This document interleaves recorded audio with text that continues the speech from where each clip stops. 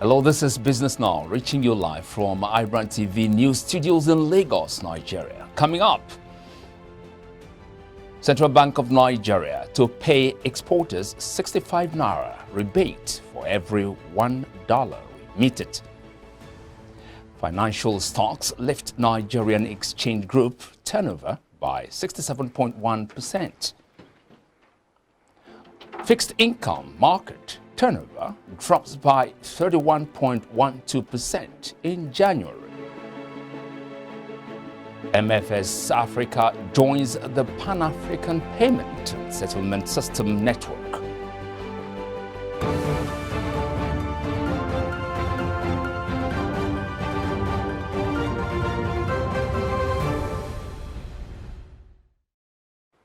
Hello again, and thanks very much for joining us. I'm Michael Nath.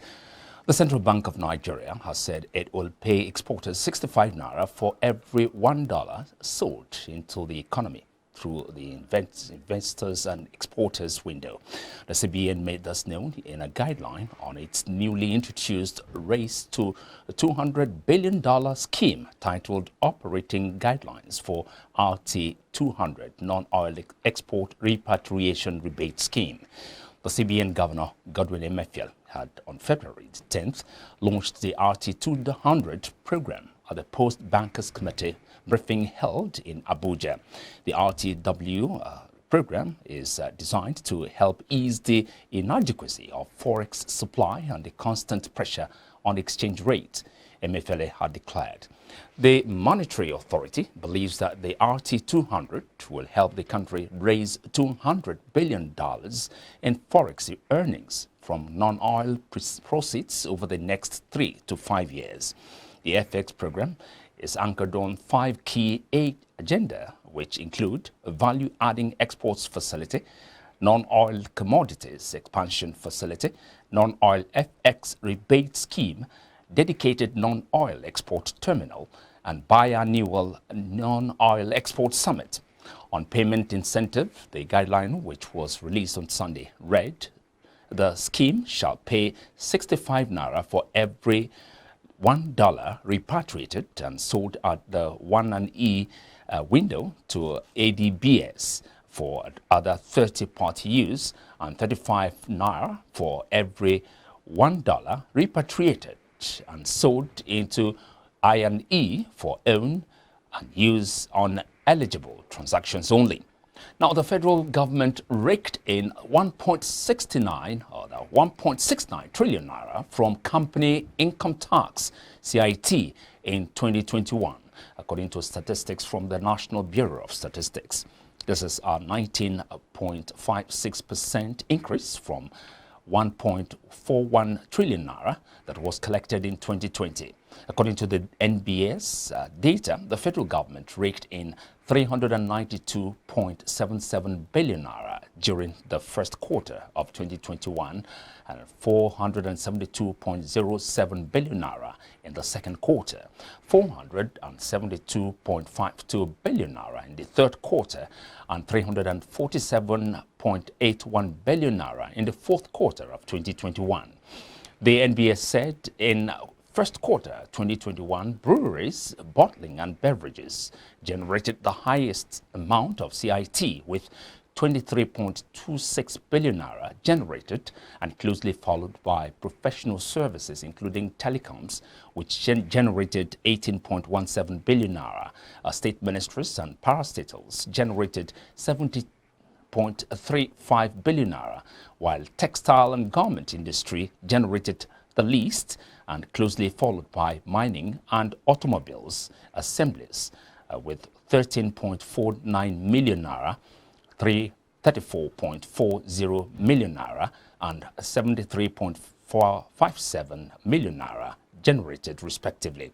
In the second quarter 2021, professional services generated the highest amount of CIT with 130.09 billion naira generated, and closely followed by other manufacturing, which generated 87.27 billion naira. Banks and financial institutions generated 60.01 billion naira, while textile and garment industry generated the least, and closely followed by automobiles and assemblies and pioneering with 27.23 million naira, 62.15 million naira, and 64.30 million naira generated respectively. An expert has stressed that Nigeria is on the wrong trajectory as far as the downstream sector of the oil and gas is concerned. Oil and gas analyst Bala Zaka said this in reaction to the surge in the price of Brent crude to $100 for the first time since 2014 due to the invasion of Russia forces in Ukraine. Now, Zaka added that the crisis has exposed the inefficiencies in government, noting that the lack of functional refineries as well as the Petroleum Industry Act, PIA, are some factors encouraging importation of fuel. He spoke earlier in the day on iBrandTV's Business Breakfast show. Nigeria is or has been on the wrong economic trajectory as far as the downstream sector of the oil and gas is concerned. Ordinarily, one will expect that Nigeria should be scooping so much, but because the system of the downstream operation of Nigeria is into a relationship of direct sale, direct purchase. Nigeria is not having functional refineries, and because even the Petroleum Industry Act encourages importation, encourages deregulation. This is the kind of experience a country of 200 million citizens that will be relying on less than 10,000 megawatts of electricity will experience. As I'm speaking to you, as of today, a liter of diesel is about 450 naira. I'm just imagining how much liter of diesel your studio will be expending to be able to break even, apart from maintaining the generators. That's what we are experiencing. And just imagine a population of 200 million citizens relying on the importation of refined petroleum products. Now that we have these hostilities now, even vessel movements are being disrupted. Tell me what will happen to Nigeria. Nigeria is reduced to a melancholy country because the National Pensions Commission said that 1,526 organizations had remitted a total sum of 4.05 billion naira into the retirement savings accounts of their employees, totaling 15,603. This is according to data obtained from PENCOM's latest quarterly report. At the end of fourth quarter 2021, 25 states of the Federation had passed pension laws based on the contributory pension CPS, with 7 states in the process of doing so. 4 of the 5 states that operate other pension plans have adopted the contributory defined benefit scheme, while 1 Yobe state has implemented the defined benefit scheme. Now, for the nation's insurance industry to contribute optimally to the economy, there is a need for underwriters to adopt a risk-based asset approach, investment in digital growth and product development, among others. This was the resolution of the National Insurance Commission and the Chartered Insurance Institute of Nigeria at the just conducted or concluded 2022 Business Outlook Seminar organized by the CIIN, with the theme Economic Policies of the Government in 2022, Challenges, Issues and Prospects. Speaking at the program, the Commissioner for Insurance, NICOM, Sunday Thomas, said the Commission has continued to implement effective policyholder protection schemes and market development while strengthening regulatory oversight and risk management. According to him, the Commission has also improved on the use of security funds for settlement of insolvency and distress, improved enforcement of market conduct rules, and enhanced insurance awareness by policyholders. He affirmed that operators need to embrace a risk-based capital approach, enhanced investment in digital capabilities and automation, and standardized capacity development programs to grow the industry.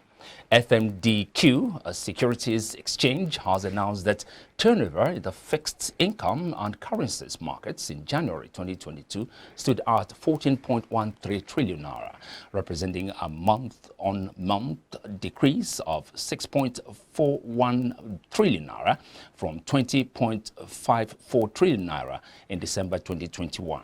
The figures also represent a year-on-year increase of 8.44%, over 13.03 trillion naira recorded in the corresponding period in January 2021 respectively. In its January 2022 edition of Markets Analysis, FMDQ Exchange also said that total foreign exchange markets turnover in January 2022 was $10.13 billion, representing a decrease of 38.12% from the turnover, $16.37 billion recorded in December 2021. According to the exchange, the month-on-month decrease in total FX market turnover was driven by the 25.03% and 53.202% month decrease in FX spot and FX derivatives turnover, respectively, in January 2022. It explained that the MOM decrease in FX derivatives turnover was driven by MOM decrease in turnover for FX swaps, FX futures and FX forwards by 69.97% and 73.76% and 16.74% respectively. The contribution of FX derivatives to total FX market turnover decreased by 11.27% points to 35.61% in January 2022. In addition, it noted that FX and money market transactions were the highest drivers of market turnover, accounting for 57% of the total FIC markets turnover within the period. Now, Nigeria has been ranked among top importers from China between 2007 and 2020. According to statistics by CEIC data on ISI Emerging Markets Group Company, the average monthly imports from China stood at $628 million. And for instance, Nigeria total imports from China recorded $1.441 that's billions in December 2020, compared with $1.712 billion in November of the same year. The highest imports figure was $1.712 billion in November 2020. And a record low of $7.073 million in June 2009. Also, the Observatory of Economic Complexity and online data visualization and distribution platform focused on the geography and dynamics of economic activities noted that in 2019, China exported $15.5 billion worth of goods to Nigeria. The main products exported from China to Nigeria were telephones at $526 million, rubber tires at $360 million, and light pure woven cotton at $301 million. During the last 24 years, the exports of China to Nigeria have increased at an annualized rate of 21.3%. From $151 million in 1995 to $15.5 billion in 2019. In 2020, Chinese ambassador to Nigeria Zhu Pingjiang said Chinese imports from Nigeria last year increased by more than 70%. The envoy made this known during events to mark the Chinese New Year, also known as Spring Festival, held in Abuja. Nigeria lost about $40 billion to foreign ship owners between 2018 last year, according to sources at the Federal Ministry of Budget and Planning. Between 2015 and 2017, it was gathered the country also lost about $25 billion to foreign ship owners. Our senior officials said over $10 billion was paid as freight for dry and wet cargoes to foreign ship owners in 2018 due to the absence of Nigerian-owned fleet by applying the international route. The officials said the trend had been recurring over the years till date, adding that in 2019, over $9 billion was estimated as opportunity loss. According to him, about $9.60 billion was freight opportunity loss from import and export of dry and wet cargoes in 2020. The official added that the Nigerian National Petroleum Corporation needs to encourage subsidiaries to engage indigenous shipping companies in their businesses, noting that local shipping companies should be granted the right of first refusal in crude oil lifting contracts, saying it would help grow the economy and sustain their businesses. Also, an expert, Bolaho Adesuchi, said for the government to realize its program, a conducive environment backed by a strong political will with incentives to operators had to be put in place. Now, the Consul General, the Ghana High Commission, Samata Bukari, has said the increased synergy fostered by the activities of the Ghana-Nigeria Business Council will strengthen economic ties between the two West African giants. Bukari said this during the GNBC CEO Forum held in Lagos as part of concerted efforts to smoothen the business relationship between the two countries. She said it is a matter of the fact that the two countries and peoples have much in common and are bound by many long-lasting ties of cooperation. Bukari therefore expressed the government of the Republic of Ghana's avowed readiness to cooperate, collaborate, and work closely with the government of the Federal Republic of Nigeria for the sustainable development of the economies of the two countries. And now, still to come, Russian ruble hits 30% low after latest sanctions. Details and more news updates after this commercial break.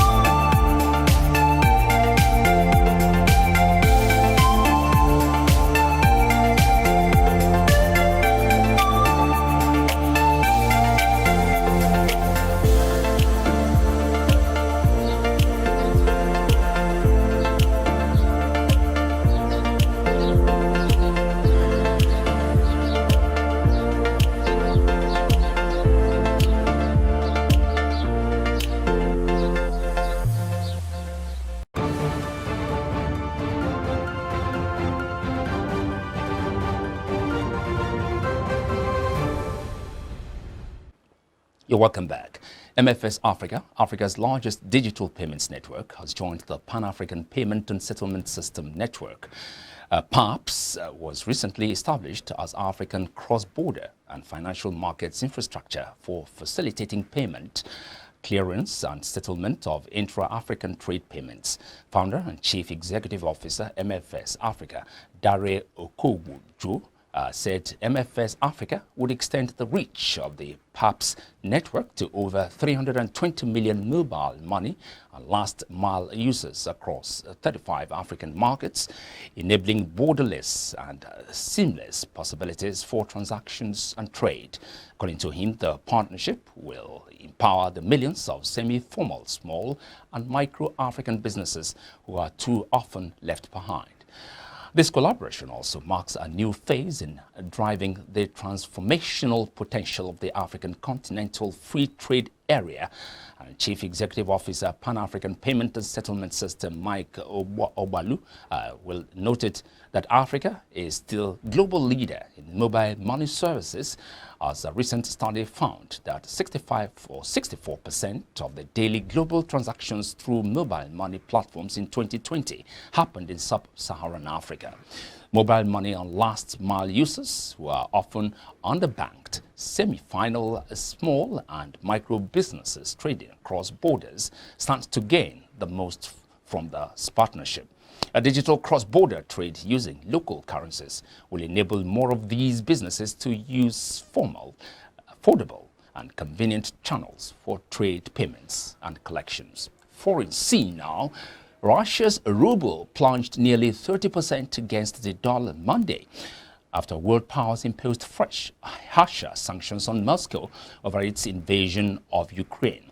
The ruble was indicated to be down 27%, that's 114.33% dollar or per dollar in offshore trading, according to Bloomberg News. The United States and European Union said they would exclude some Russian banks from the international bank payment system and personally targeted Russian President Vladimir Putin and Foreign Minister Sergei Lavrov. They also banned all transactions with Russia's central bank. Meanwhile, the G7 nations, Canada, France, Germany, Italy, Japan, Britain and the United States warned they would take further steps to add to the sanctions already announced if Russia did not cease its operations in Ukraine. The British energy giant BP announced Sunday that it would be selling 97.5% of its stake in Rosneft, a Russian oil company. Former execs Bob Dudley and Bernard Looney are also stepping down from Rosneft's board, effective immediately. Since 2020, Looney has been one of two BP-nominated directors of Rosneft. After more than 30 years of operations in Russia, BP has been forced to reassess its presence due to the Russian invasion of Ukraine.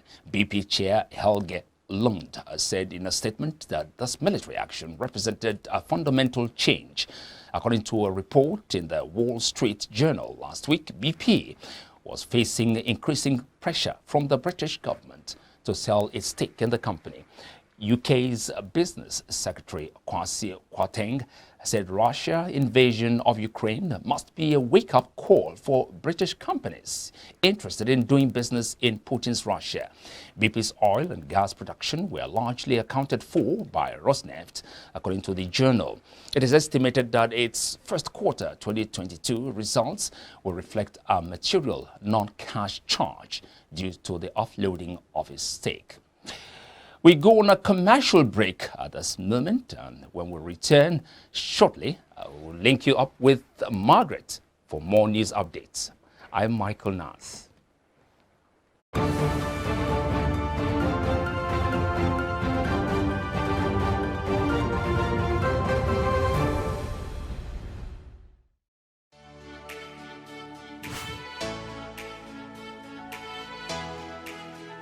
Most people don't understand the magic of the perfect skin, the allure of a well-pampered skin.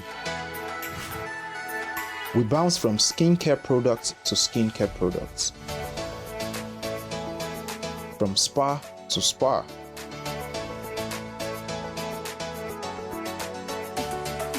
Looking for that ideal solution.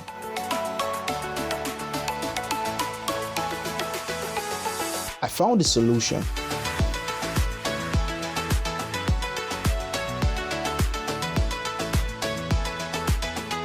And it's Blemiville Skincare and Spa. My name is Neil, and I'm proud to be a part of the Blemiville family.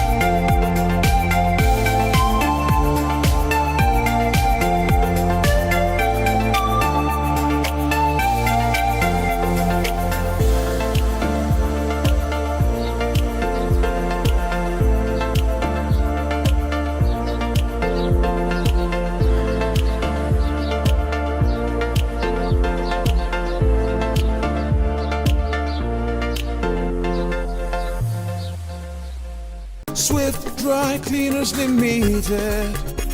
Professional dry cleaners. Best in dry cleaning and laundry services that meets the needs of our consumers. Yeah. Swift Dry Cleaners Limited. Swift Dry Cleaners Limited. Swift Dry Cleaners Limited. Yeah. Swift Dry Cleaners Limited. Yeah. For clean wash and quick delivery. Yeah. Swift Dry Cleaners Limited. Swift Dry Cleaners Limited. Swift Dry Cleaners Limited. Swift Dry Cleaners Limited. For clean wash and quick delivery. Ooh. Swift Dry Cleaners. Clean wash, quick delivery. Oh boy, winning you was so easy. I just couldn't stand those your powerful shots. That's what happened. Really? Let's go to my place for dinner. This fufu is so nice. It's through unripe plantain flour. True unripe plantain flour is delicious. Yes, true unripe plantain flour is what I serve my husband for swallows. It's easy to prepare, fortified with vitamin A, low in sugar and cholesterol, rich in fiber that helps the heart, builds and strengthens the bone, and his energy level is boosted. Through unripe plantain flour, no additives, 100% natural, a product of Pali Agro Products Nigeria. Through unripe plantain flour, available in all leading stores nationwide. True unripe plantain flour is 100% natural flour gotten from the processing of unripe plantain. It contains no addictive and has a net content of 500 grams. True unripe plantain flour contains vitamin A, B6 and C. It is gluten-free and rich in calcium. Consuming through unripe plantain flour helps to build and strengthen stronger bones and can be a great meal for diabetic patients. It decreases your chances of constipation as it has a high fiber content and provides you with a low-fat diet. Here are some steps to prepare your through unripe plantain flour. Firstly, mix through unripe plantain flour with hot water in a pot and gradually add water till you achieve desired thickness. Place over medium heat and turn very well for 4 to 5 minutes to get the right texture. Mold into a ball and place in a bowl and allow to cool. Serve with your choice of soup. Through unripe plantain flour can be eaten with any variety of soup, be it your ofe oha, ofe onugbu, begiri, ewedu, or your miyan kuka. To get your through unripe plantain flour, contact us at 12 Olowera Isheri Road by First Welder bus stop off Omole Phase 2, Olowera, Lagos, Nigeria, or call 070-6663-8213 or 081-6397-4447. Distributors are needed.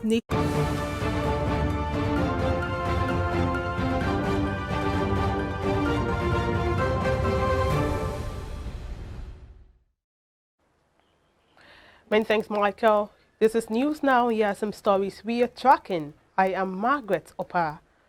The Federal Ministry of Foreign Affairs on Monday said 130 Nigerians have been received by the country's embassy in Romania. In a statement, the ministry explained that it has also provided accommodation for them while arrangements are being made to take them back home.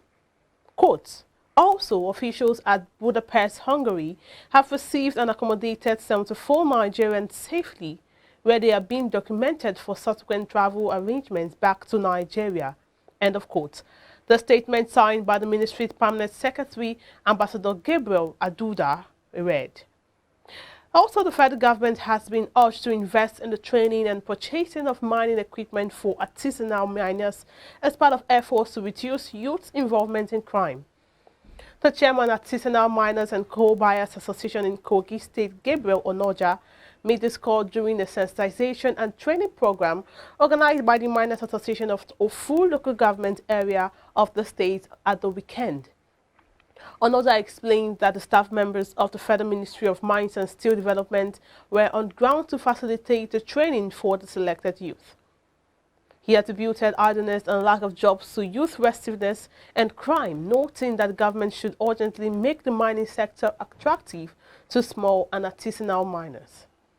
Onoja, however, praised the President Muhammadu Buhari-led administration for formalizing artisanal mining and their activities, noting that the decision was a noble one. The chairman, who has organized the miners and had some groups registered, called on the federal government to make provision for mining equipment to them on single-digit interest loan. According to him, in quotes, this arrangement, if actualized, youth resilience and other forms of societal ills in the society will be addressed, end of quote, saying the youth would now channel their time and energy to productive economic activities with income-generating outcomes. The Independent National Electoral Commission, INEC, has published a notice of election form EC60A for the 2023 general elections. The electoral body has released a comprehensive timetable and schedule of activities for the 2023 polls at the weekend. The Commission tweeted at INEC Nigeria, and in line with the first activity in the timetable of the schedule of activities for the 2023 general election, the Commission hereby publishes the notice of election form EC60A today, Monday, 28 February 2022. From the schedule of activities to 2023 polls begin on February 25 with the Presidential and National Assembly elections.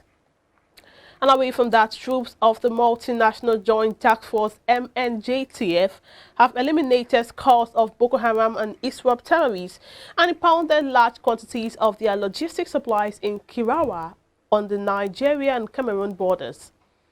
The Chief of Military Public Information for MNJTF, Colonel Muhammad Dole, in a statement on Monday in N'Djamena, Chad, said the operation was conducted by the troops of Sector 1 of Cameroon. Dole said the troops conducted the operation in Vetat Samga, Ngoshe Triangle, where several Boko Haram and ISWAP insurgents were neutralized, while many fled with gunshot wounds. He said a large quantity of materials and assorted foodstuff were recovered during the operation. Items recovered, according to him, included one AK-47 rifle and magazine, several ammunitions of the 7.62 mm special variant, 21 bicycles, 01 BHT uniform, 39 bags of millet and 2 bags of beans. He said that an intelligence analysis indicated that the items were being smuggled from the borders to Sambisa forest. In quote, it is believed the terrorists are stockpiling materials for the incoming month of Ramadan. Further exploitation of the engagement areas shows traces of blood, evidence of Boko Haram and ISWAP criminals removed corpses of their dead colleagues, while 2 corpses of Boko Haram criminals were discovered, end of quote. And moving on, the Academic Staff Union of Universities, ASU, maintains that it will not back down on the current industrial action, accusing the federal government of not keeping to its promises. President of the union, Emmanuel Osodeke, said this on Monday, more than 2 weeks after ASU declared a 1-month warning strike over the federal government's inability to honor its agreement with the body. According to him, members of the union have sacrificed for the country's educational system, noting that many schools have not missed any academic year in spite of the ASU actions. Osodeke explained that many lecturers have not gone on leave for years as they try to meet up with the calendar, debunking claims that varsity teachers are paid for doing nothing. While admitting that the students have the right to protest what they believe is wrong, Osodeke said ASU is not moved by the National Association of Nigerian Students' planned protest. And now the Federal High Court in Abuja on Monday refused to grant bail the application of the suspended Deputy Commissioner of Police, Abba Kyari. Justice Iyan Ekwo, in a ruling, said the application had been overtaken by events following an order of the sister court granting the National Drug Law Enforcement Agency's prayers to detain Kyari for another 14 days to enable it to conclude its investigations. Justice Ekwo held that the sister court, which gave the order in favor of NDLEA on February 22, was a court of coordinate jurisdiction. The judge, however, said he was inclined to hear Kyari's fundamental enforcement rights suit with the urgency it deserves after the expiration of the 14-day court order. He then adjourned until March 15 to hear Kyari's application to demand for his fundamental rights enforcement. Kyari, in the main suit, urged the court to make an order directing the NDLEA to pay him 500 million naira for infringing on his rights. He also asked the court to direct the agency to tender a public apology in national dailies. Justice Eko fixed today for hearing the bail application and directed Kyari's lawyer to put NLA on notice and serve the agency with the hearing notice. Sexual harassment of female students by male lecturers in some Nigerian school of higher learning has become too frequent. iBrandTV in this report takes a look at how its negative trend can be nipped on the bud. In recent times, stories of sexual harassment in Nigerian universities dominate public space as male lecturers who harass female students or even demand sex to enable them pass their courses. Inasmuch as this act is condemnable and considered unethical in any institution of learning, some students have this to say. It has been happening for long, back from the days. So things like that, I don't think maybe it can stop, because it will surely happen, because no male teacher will, most of them, they'll feel like having sex to get them grade, and some of the female that are mostly stupid because they want grade, they can do grade for them, they can do anything because of the grades they want to pass, so it's not their fault also. So I don't really blame them, and to happen is a normal thing for it to happen in schools. It's a normal thing. Most lecturers law students, but I tell students who are female to stand their ground, because if you don't give in to the lecturer and you read and you know what you wrote, you can stop that. But most like female students, that they prefer it because they feel there's an advantage for them to even not only the lecturer to help them in that course but help them in other courses. So most girls nowadays they promote it. Condemning the attitude of some male lecturers making advances towards their female students, Public Relations Officer Yaba College of Technology, Lagos, Joe Ejiofor, said the school has put mechanism in place to ensure that such immoral acts are nipped on the bud. Mr. Ejiofor, while calling on students, especially the female folks, to take their studies seriously, said Yaba Tech has zero tolerance for sexual harassment, examination malpractice, sex for grades, cultism, and other social vices on campus. Sexual harassment is not just about lecturers alone. Even students harass, themselves and even harass the lecturers.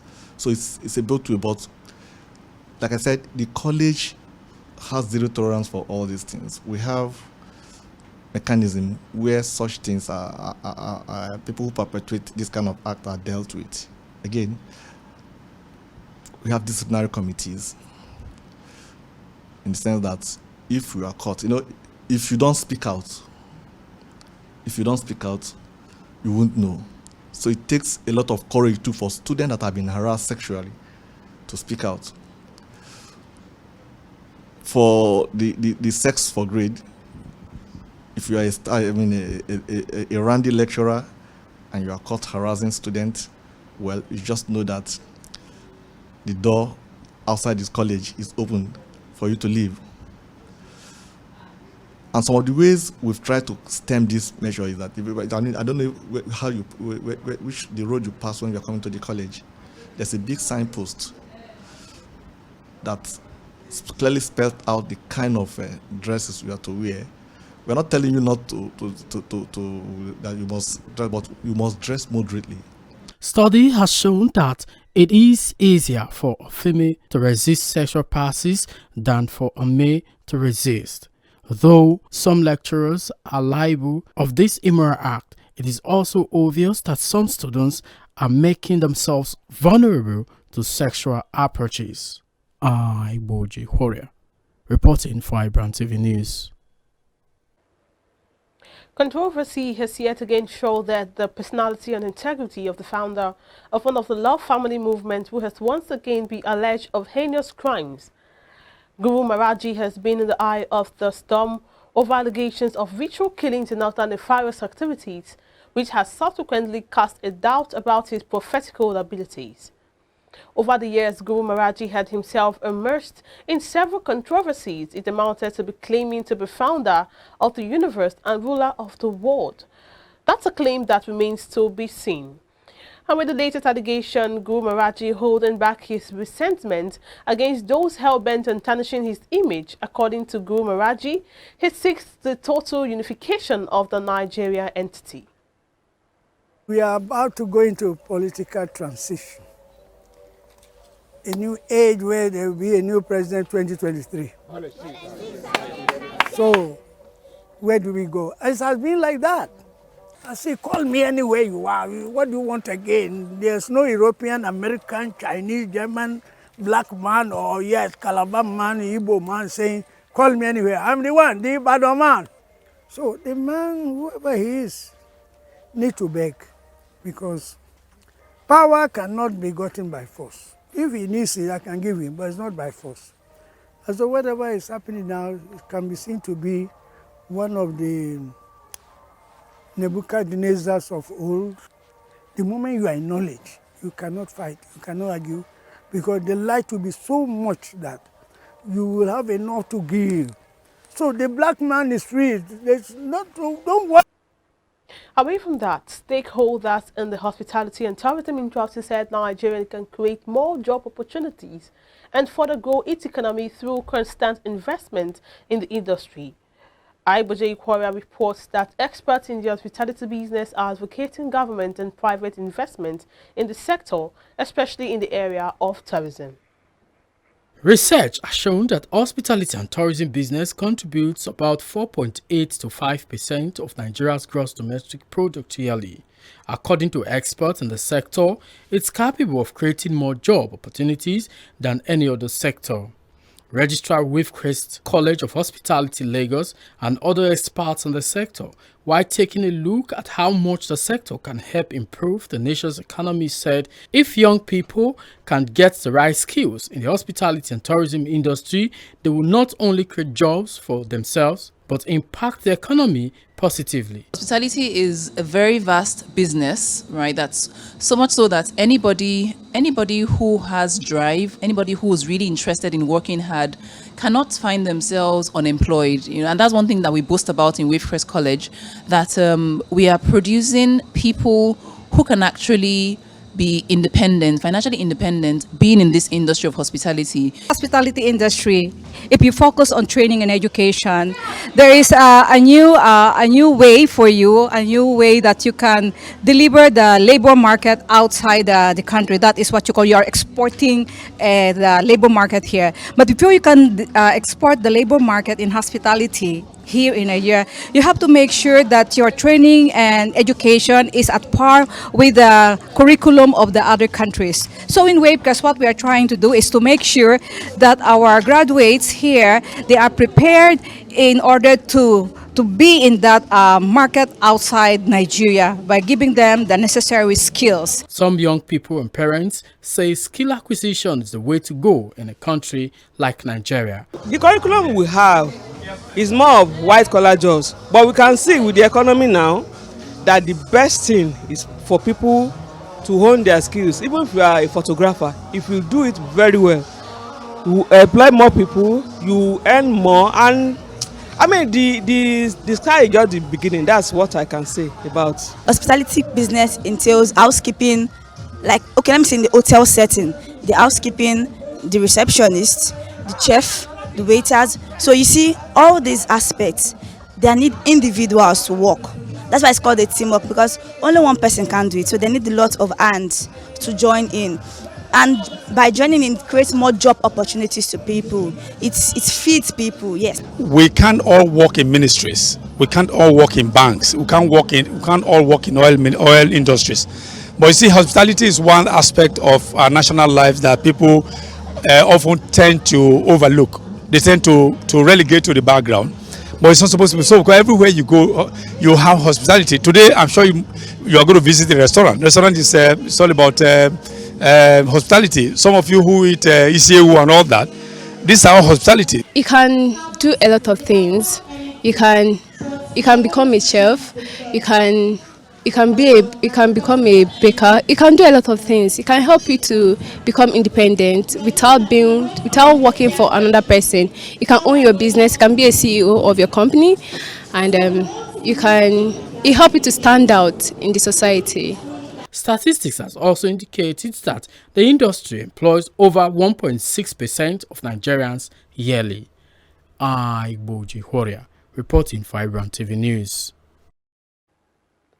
And on the Africa scene, more than 100 nations convening in Nairobi next week are expected to take the first step towards establishing a historic global treaty to tackle the plastic crisis afflicting the planet.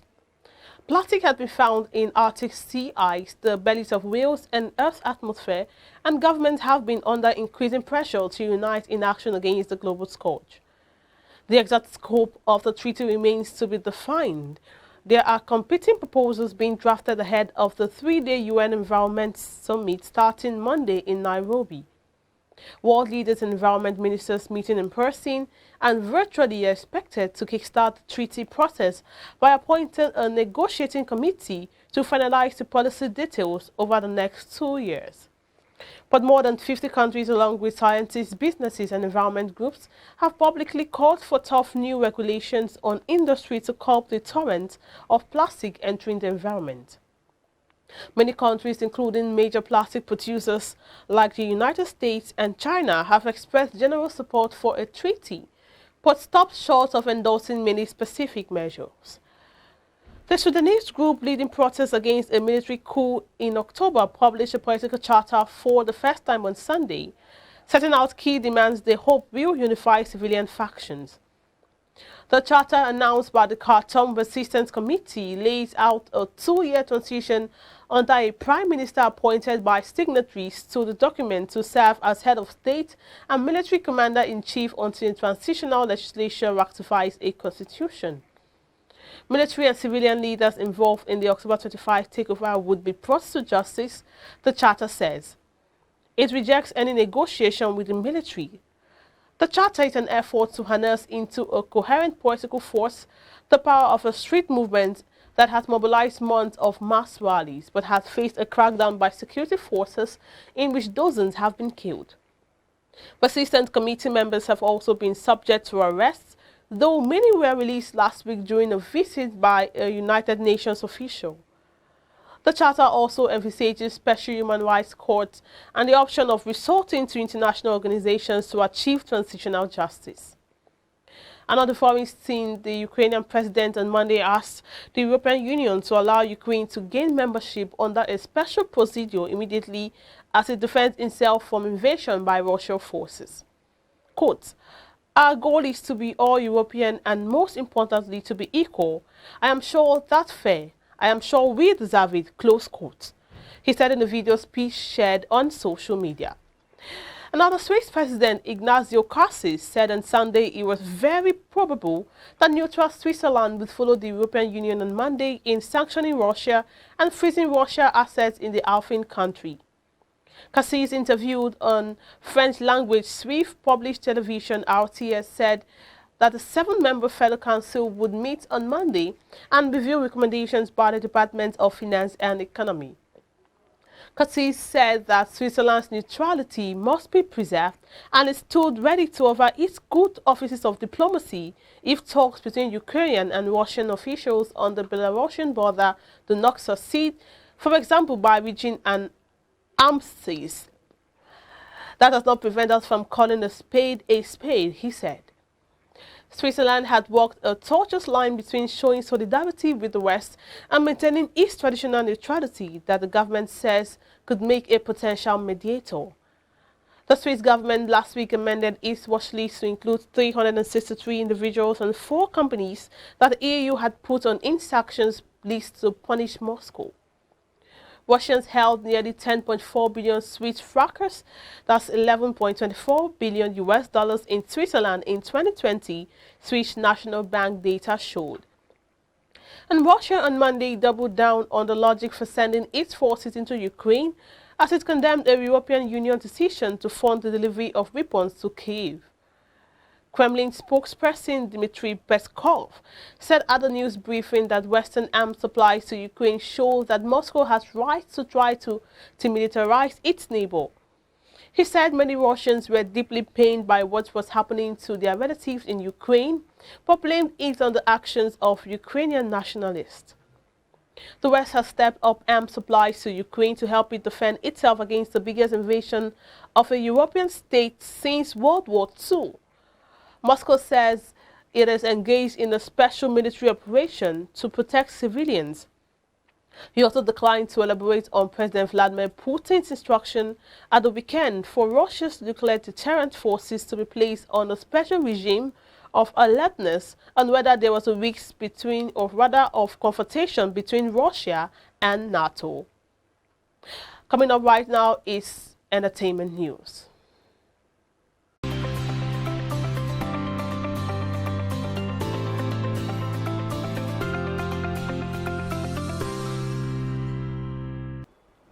Hello and welcome to Entertainment Business. I am Michelle Abanu.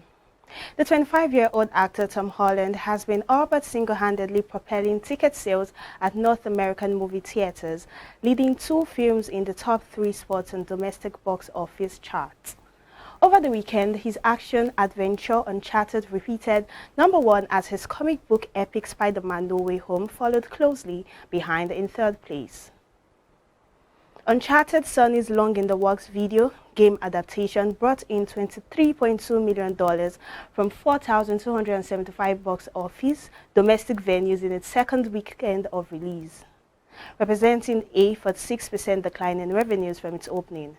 That brings its domestic total to $83.3 million, a drop around 50% to standard for big-budget tentpoles, but making its hold a little more impressive, the film did not enjoy the rapturous reviews that No Way Home Spider-Man. It helps that Uncharted is based on an extremely popular video game series and caters to younger males, a demographic that has been reliably going to the movies during COVID-19. Away from that, YouTube is pausing Russian-affiliated channels' ability to monetize on the video platform, the company announced on Saturday. In a statement, YouTube announced it would be suspending several channels' ability to collect ad revenue, including the state-funded media outlet RT. The move comes just days after Russia's decision to invade Ukraine on Thursday.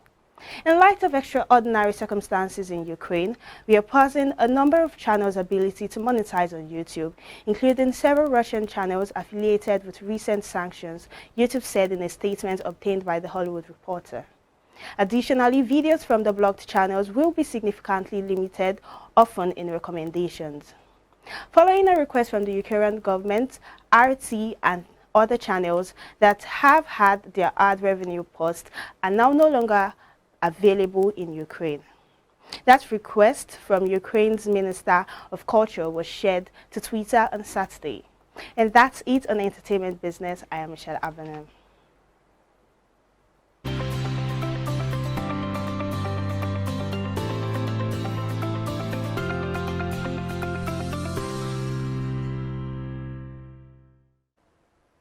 It's sports news coming up now.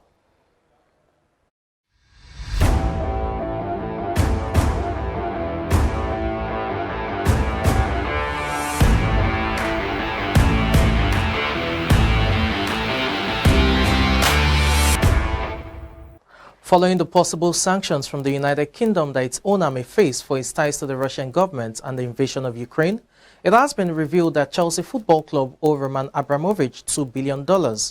Labour Party Parliament member Chris Bryant said Abramovich should no longer be able to own a football club in this country, end of quote. Bryant has also raised the idea of seizing Abramovich's $203.7 million home.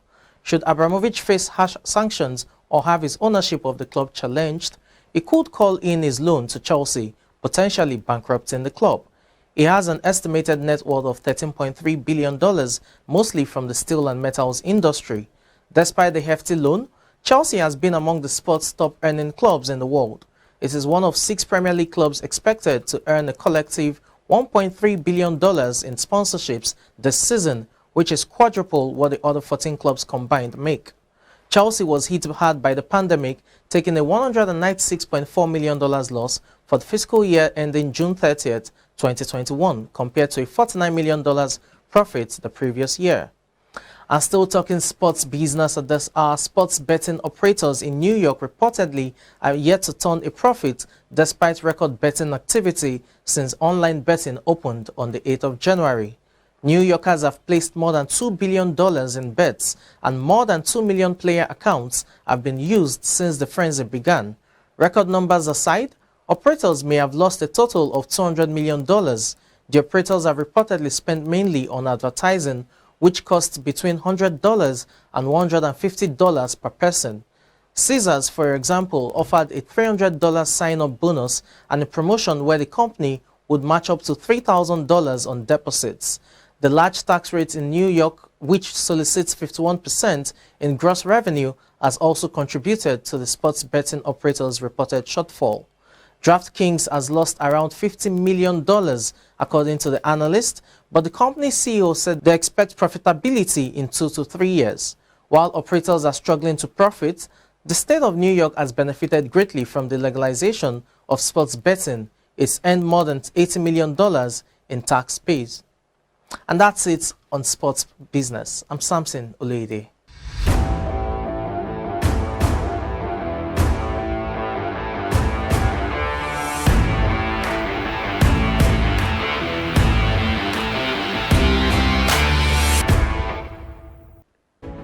And that's a wrap on the news segment. For more news stories, please visit our website, follow all our social media platforms, and also tune in to Start Time channel 143 for more news updates. I am Margaret Opera. Thanks for watching.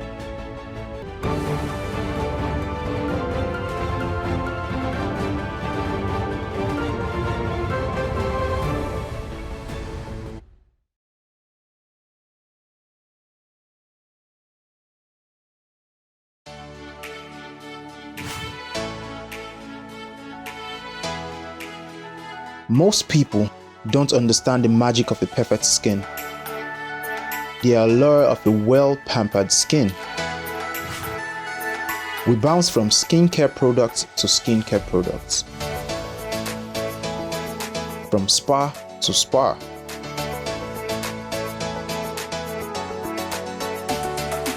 Looking for that ideal solution.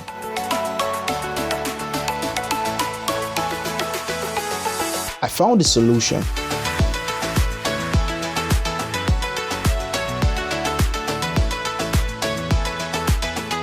And it's Blemiviv Skincare and Spa. My name is Neil, and I'm proud to be a part of the Blemiviv family.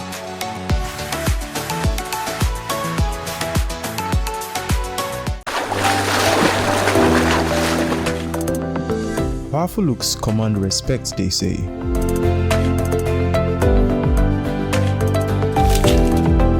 The perfect body, the perfect grooming, and ultimately the perfect skin. Looks, style, and grooming makes the ultimate man.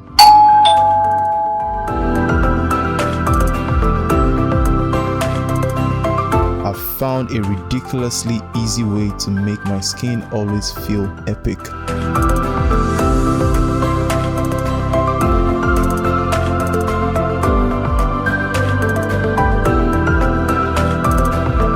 My name is Neo. I found Blemiviv, and now my skin finally makes sense.